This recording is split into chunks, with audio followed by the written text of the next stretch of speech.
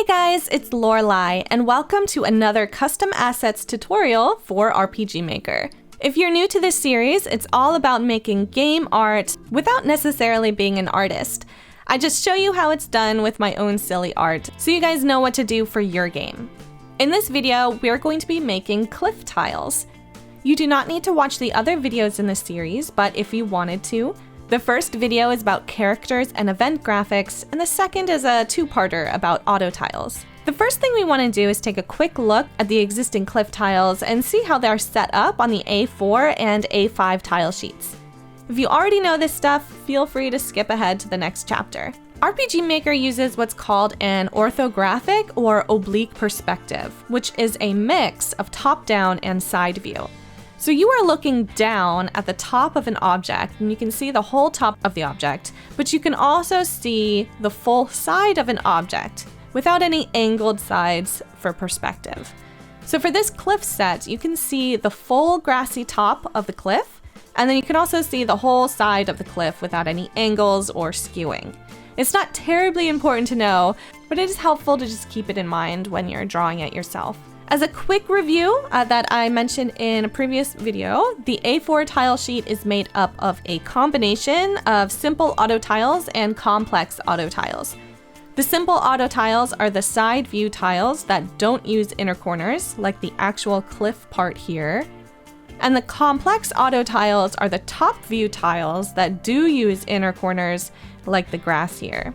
So these auto tiles are made up of 24 by 24 cells, compared to the A5 tiles, which are made up of 48 by 48 tiles. You can add a lot more detail because these are much bigger. I personally think the A5 cliff tiles are much more flexible and easier to use than the A4 cliffs, but it's up to you which one you want to use. It is probably best to just use a combination of both. The cliff we'll make today will actually be an improvement on these default cliff tiles. These tiles don't actually loop, so you can't make cliffs higher than 2 tiles. You also have to mess with layers to get the transparent corners of the top edges to work. So instead, for this tutorial, we're going to make our cliffs modular, so you can make them as tall as you want, and we're going to put the tops on a different sheet that will let you decide which layer you want them on. And that will make more sense once we get to it. So the first thing that I like to do is to actually grab the existing cliff tiles like that and copy and make a new document from that. And we're not going to be tracing this cliff tile. Instead, we're just using this as a reference for what each tile represents. It's just a little bit easier than working on a completely blank canvas like this. Although once you started making cliff tiles again and again, you're not going to need this at all. But for this tutorial, I'm just going to bring that up. So I'm going to make a new layer, and I'm going to put the grass color down first. Now we've been using this pear palette from Low Spec. I've been using this for all the custom assets series so far. So I'm just going to grab this green color and fill that in. I'm going to turn down the opacity just a little bit so I can still see the reference that I pasted over. And I'm going to zoom in a bit, and I'm going to pick a color that's going to be like the background main foundation color, I guess, of our cliff. I'm going to pick this color. And with my brush tool on a new layer, something like this. So I'm kind of following the existing cliff. But I'm not tracing it. I'm just kind of making my own little shape there. I should not have turned off the grid, so turn the grid back on. You just have to make sure that the edges of your cliff, as far as where they are next to the grass, you don't want the edge to be inside here at all. It has to be on these outside cells. You want the middle cell to be completely blank or just grass. But that looks good, so I'm gonna hide the grid again and then just keep going with the rest of my cliff. And then with the grid back on, I'm actually going to delete some of this down here because this is where it's going to blend into the grass on the map. So we don't want cliff here. And don't worry about making everything seamless right now. We're gonna worry about that later. And then I'm gonna go to my grass layer and delete these top corners so that it's going to be transparent. In fact, I'm going to add a little bit more here. I'm gonna get rid of our base reference. We don't need that anymore. And then I'm going to delete the grass underneath the corners and then just kind of snap on. Oh my gosh, turn snap off. Otherwise you're gonna get these weird tight corners because your brush is trying to stick to the grid. So I should have turned that off right at the beginning. All right, and then just delete the grass and turn the opacity all the way back on. And now what we can do is start with the rocks. So make a new layer. Pick a color that you want your rocks to be. I'm just picking a darker color there. And start filling this in. Since I'm not much of an artist, I'm just going with some big old circles. But if you know what you're doing, by all means, use the A5 tile sheet, the A5 cliffs, as inspiration, particularly for the sides here. You can see how this left side is more highlighted than this right side. This right side's in shadow. You can also see how these rocks sort of blend in and kind of curve over so that it looks curved, right? I don't know how to do that because I'm not an artist, so I'm just making big old circles. But by all means, experiment and see what looks good to you. It's your game and your art style. Then what I like to do is add some rocks on the edges here because that's gonna give it a more organic, realistic kind of look. And same with the bottom. And then just fill in the rest with little circles. Okay, now I'm gonna add a highlight to our rocks. I'm gonna pick a lighter pink color. And I like just making little swooping brush strokes with it, but what you can do is make a new layer and set it as a clipping mask on top of your rocks so that your highlight is only going on top of the rocks. But for me, I'm just gonna go ahead and do it normally like this. Okay, I think that looks good. Now I'm gonna grab a darker color and make the shadows. Okay, I think I got most of them. Next, what I like to do is actually make a new layer between the grass and the cliff foundation. And with my same dark color, I'm going to actually draw a little outline along the edges. So where my rocks meet the grass. And this just makes it look a little bit cleaner. It also is a stylistic choice. So if you decide to add this dark outline, you're gonna wanna do this for all of your auto tiles that have this kind of edge. So I want that outline there. I also want it on the corners and then down here too. So like, no matter how bad your art is, as long as you're relatively consistent with the style, it's actually gonna look okay. I also wanna add the outline on top of the cliff. So I'm making a new layer on top and then I'm just gonna lightly make that outline on the edges. All right, what do you think? I think it looks cute. At this point, I would recommend saving this as a separate file with all of the layers intact so that if you ever need to go back and make changes, you'll have a version with all of the layers. But for this tutorial, what I'm gonna do is just merge all of these. And then we're gonna follow the process that I do in all of my auto tile tutorials, which is converting all of these different tiles into smart objects. And if you haven't seen my other tutorials about auto tiles, smart objects allow you to make an edit to one object and it will make that change across all instances of that object. So it makes it easier when we're trying to make things seamless with all these different kind of potential patterns and things like that. So with our merged file, what we're gonna do is turn on our marquee tool, turn snap back on, and then highlight one of these cells. So the top left here, right click and go to layer via cut. Then on that new layer, you're going to right click and say convert to smart object. And you're gonna do that for all of these tiles. Layer via cut, right click and convert to smart object. So I'm gonna go ahead and do that.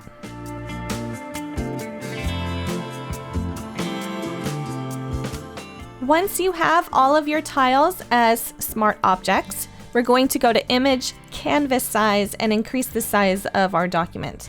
We're gonna change it to 576 by 336. And you're gonna click the top left corner so that the canvas expands to the right and to the bottom. The first thing we're gonna do, and again, you'll recognize this if you've seen my auto tile tutorials, is we're going to work on making the 4 corners of the top of our cliff seamless with each other.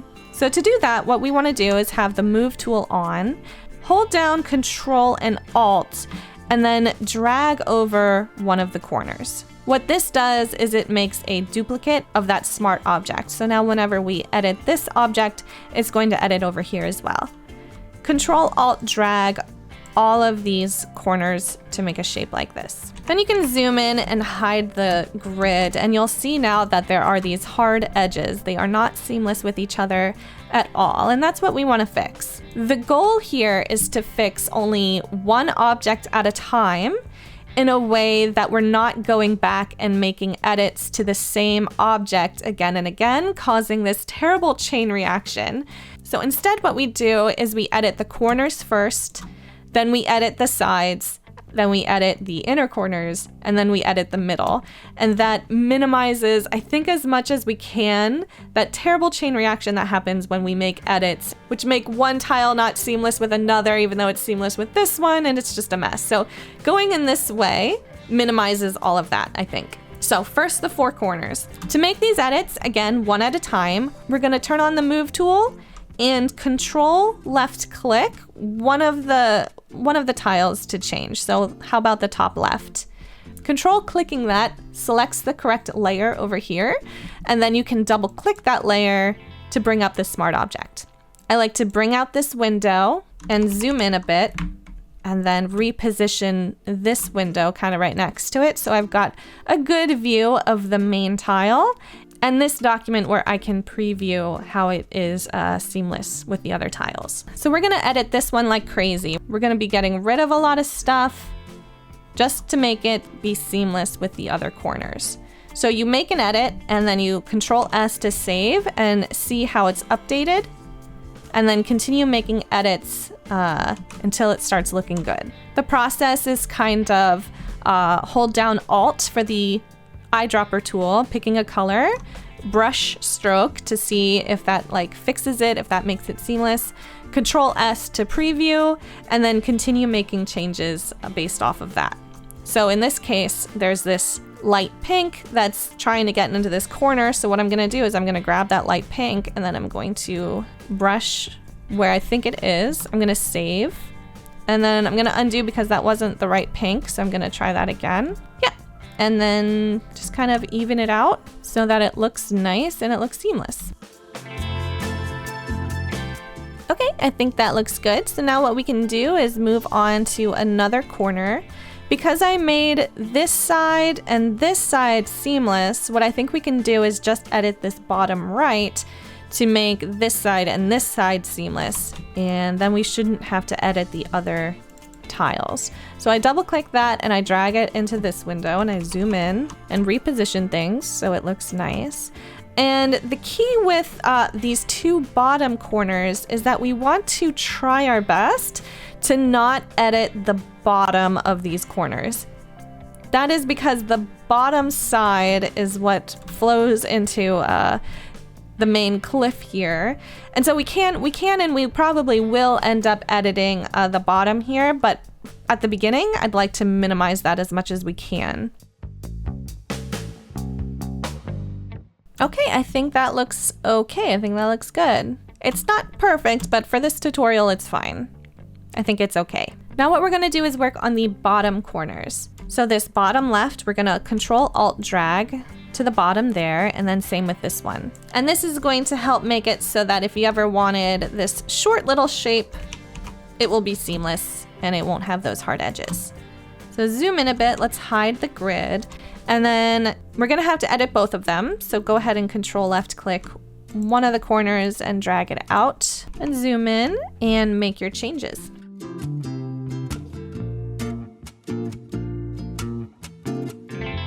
And I think that looks okay. Next, we're going to work on the sides of the cliff. So go ahead and turn the grid on, and we're gonna drag these corners 2 tiles down. Then we're gonna grab the left and right edges of the cliff tile with Control Alt, and drag that over and duplicate it so that there's 2 of them. And then do the same with the right. Now we're gonna turn off the grid and zoom in a bit and try to fix these up. With the move tool, Control left click a cell, double click and bring it in. Now these are special, right? These ones are different than all the corner tiles that we have been working on thus far.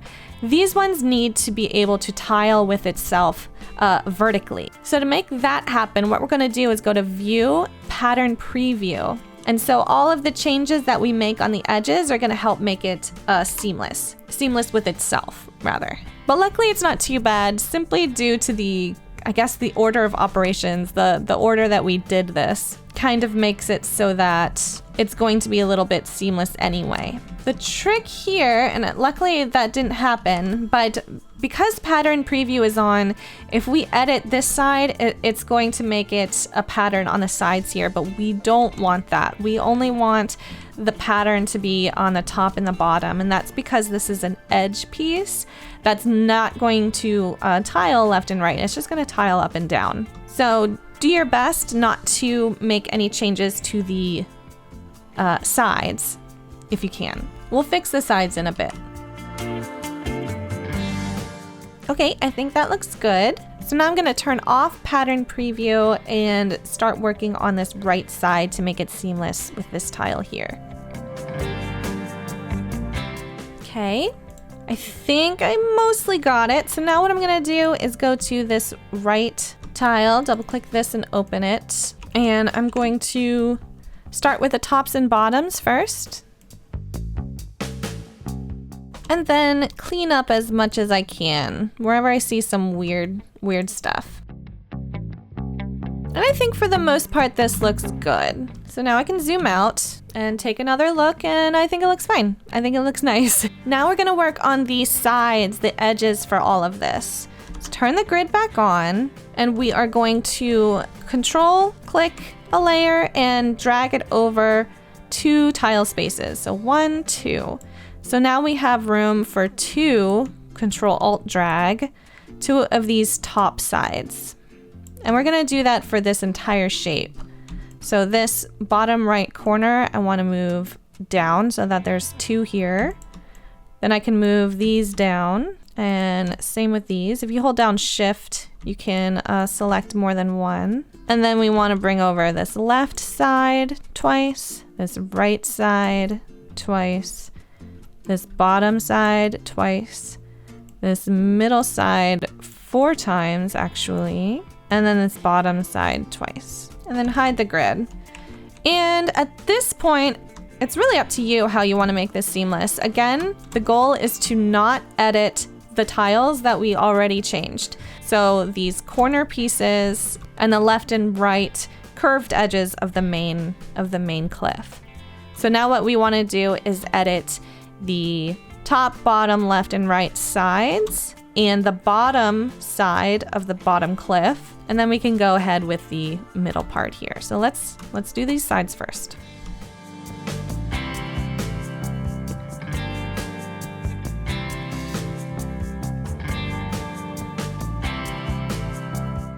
Okay, I think I've finished it for the most part. I did make a mistake by editing the middle cells before editing this bottom side. It's much easier if you edit the sides before the middle, but I think I fixed it for the most part, and I think it looks okay. So now the last thing we have to do are the inner corners of the cliff. So to make the inner corners, we're gonna turn on the grid again, and those are fairly simple. To make them, we're first going to make a cross shape with the sides, something like that. And then we'll zoom in, and we need to turn these corners into smart objects. So what I like to do is simply highlight one of these squares, fill it with a color. In this case, I'm gonna fill it with grass, and then I'm going to convert that to a smart object. Then I'm gonna make a new layer, do the same thing with this corner, fill it, convert it to smart object. And these are just going to be placeholders so that they are smart objects that we can edit in just a hot minute. So I'm going to edit this top left one, bring it into the window and zoom in and mess around until it looks like it could be a corner.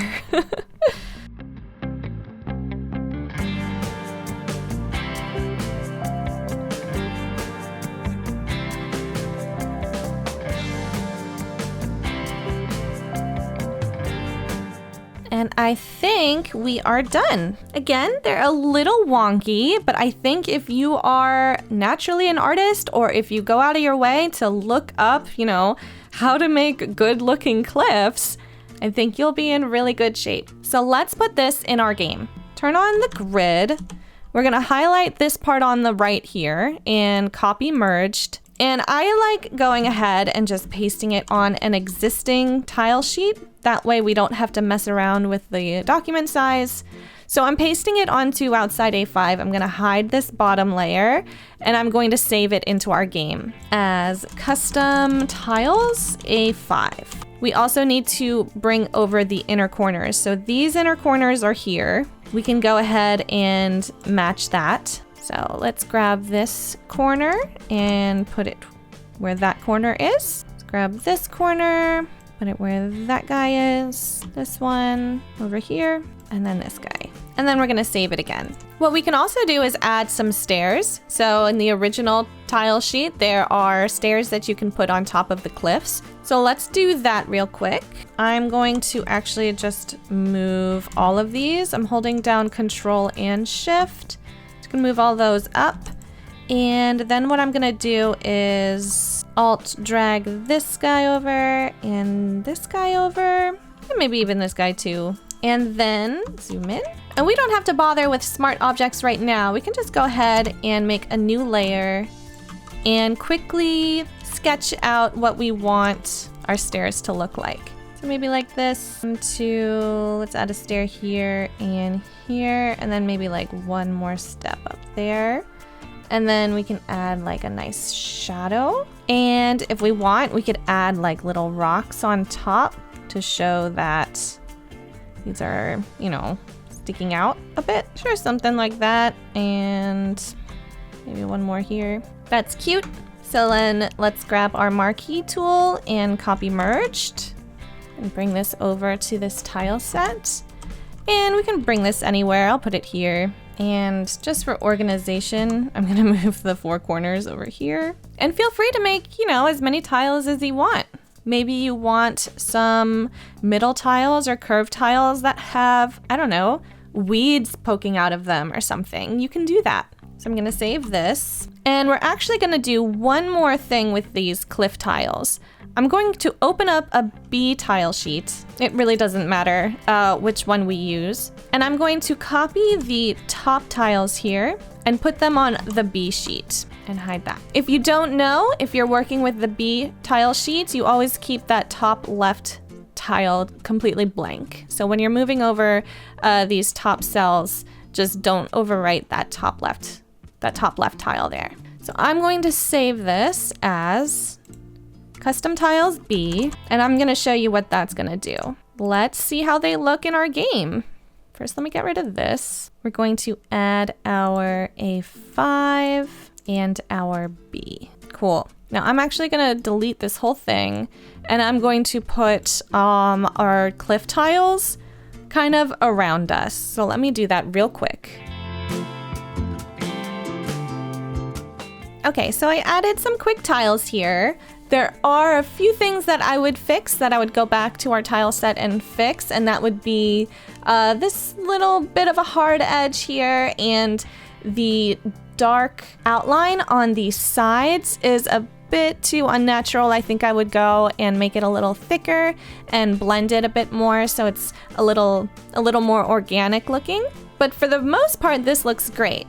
This is what I wanted to call your attention to, are these upper cliff tiles here, and I grabbed this directly from our A5 sheet. Because these corner tiles are on the A sheet, they're being treated as tiles that go on the lowest layer. So below this layer would be your parallax layer, so almost the lowest layer. But because these are transparent, it gets rid of our green background here, our green grass.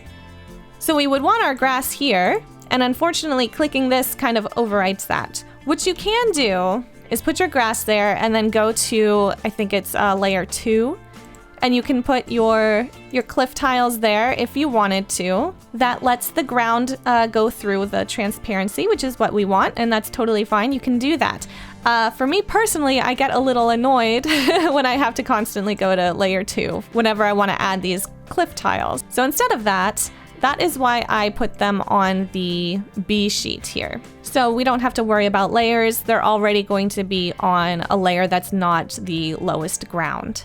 So I'm gonna do that here and here too. And another reason I put it on the B sheet is so that you have the option, it's totally optional. If you don't wanna do it, you don't have to, but you have the option of making these tiles go on top of the player, which might give it a little bit more of a realistic kind of look. So I could actually replace all of these.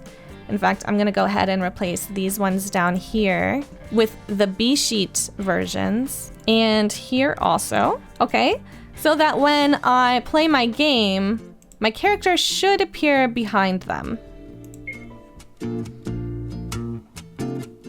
Yeah, okay, so yes, you would just need to fix the passage up here because you don't want your character to go through there, but that's easy. So you could do that if you wanted to, just to add a little bit more depth to your game because technically he doesn't have to stop right here if he wanted to keep going, just a little bit. But that's on you if you like that look or not. And finally, I think we'll just add some stairs here, although there isn't really much room up here for him to explore, but that's okay. Then you can add a little bit more depth here if you wanted. Again, the character would be able to walk here behind this corner. And I don't know, I just kind of like how that looks. And then maybe one more here. Also, these cliff tiles should match the cobblestone that we made together also. Although I do need to fix this cobblestone a little bit because I believe in the tutorial that I made, I didn't do the 4 corners first. I did the sides first, and so it ended up being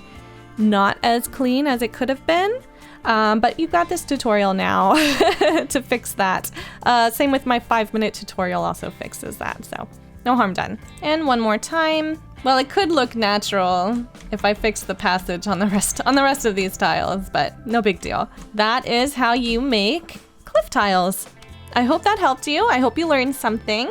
Again, my silly art is one thing, but I bet you guys can make something really cool. I only have one more video planned after this one, and it's just like B tiles, like normal tiles. But if you have any ideas for another tutorial, please let me know, and I'll take a look at maybe making a video for that.